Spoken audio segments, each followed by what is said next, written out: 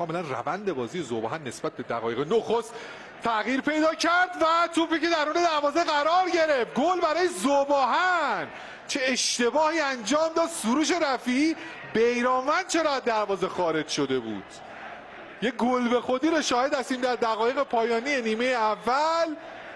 پاس رو به عقبی که سروش رفیعی داد برای گلر خودشون علیرضا بیرانوند و دروازه پرسپولیس باز شد. ذوباهنی که نتونسته بود درست فشار بیاره روی دروازه پرسپولیس، در نهایت روی اشتباه مدافعین خود تیم میزبان 1-0 پیش میفته.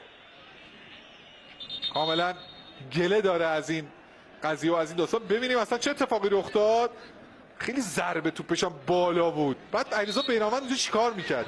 حالا اومده بود که احتمالاً اگه تحت فشار علی نعمتی خواست پرتابش رو به عقب انجام بده او توپو بگیره که این توپه رفت تو درون دروازه قرار گرفت. به هر ترتیب یک گل برای ذوباهن ثبت میشه.